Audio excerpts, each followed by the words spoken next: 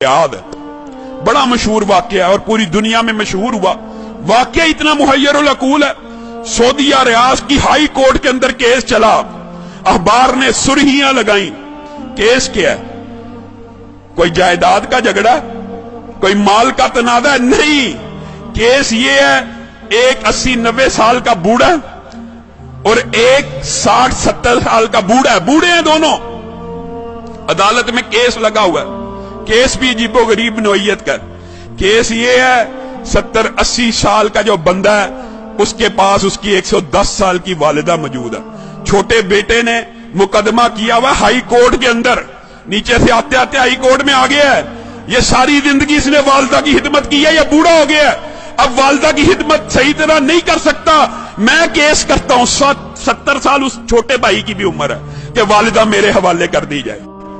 और लोग मालो दौलत के लिए केस करते हैं, और कुछ लोग उनकी अल्लाह ने ऐसी तरबियत कर दी होती है, इतनी अच्छी वालिदैन उनको नसीब होते हैं, ऐसी उम्दा तरबियत होती है, वो केस कर रहा है वालिदा को लेने के लिए।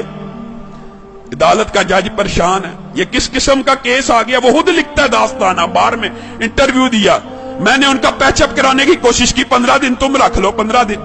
बड़ा बेटा कहता है मेरे पास रही है, मैंने अब छोड़नी ही नहीं। अब चाहे मेरी उम्र 80 साल हो गई है, एक दिन भी अगर मेरी वालिदा मेरे बारे में शिकायत करे, मेरे छोटे भाई को दे देना। छोटा भाई कह रहा है ये अकेला ही जन्नत कमाने लगा हुआ, मेरा कोई हक नहीं वालिदा पे, इसने इतनी उम्र हिदमत कर लिया, मेरा भी हक है, ये बूढ़ा हो गया। पैचअप करने की कोशिश की, पैचअप नहीं हुई। अदालत का जज लिख रहा है अखबार के अंदर, पैचअप दोनों भाइयों को बुलाया, और अल्लाह का वास्ता है क्या तमाशा बनाया हुआ, अखबारों में खबरें लग रही।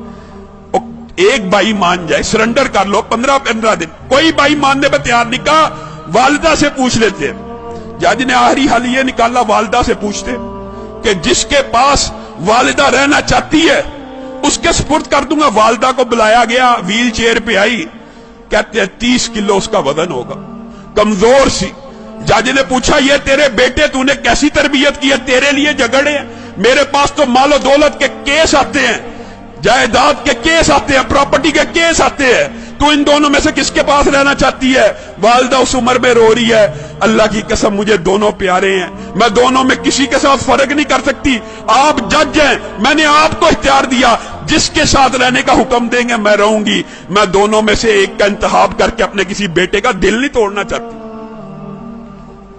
अदालत के जज ने फैसला लिखा, शह सुर्खियां छपी, उस बुजुर्ग खुशकिस्मत खुश नसीब इंसान के आंसुओं की तस्वीर रियाज के अखबार में छपी। अदालत के जज ने फैसला लिखा, इस बुजुर्ग ने 40 बरस अपनी वालिदा की खिदमत कर ली है, अब छोटे भाई का भी हक बनता है। ये बूढ़ा हो चुका है, 80 साल इसकी उम्र हो चुकी है, खुद कमजोर हो चुका है, ये सही तरह अपनी वालिदा की खिदमत नहीं कर सकेगा। मैं छोटे भाई को वालिदा का जो सारी की सारी जिम्मेदारी है सुपुर्द करता हूं। जब ये फैसला हुआ, वो बूढ़ा ज़ारो कितार रोना शुरू हो गया, उसकी तस्वीरें अखबार में छपी। वो कहता है हाय अफसोस, मेरे बुढ़ापे ने मुझे वालिदा से महरूम कर दिया।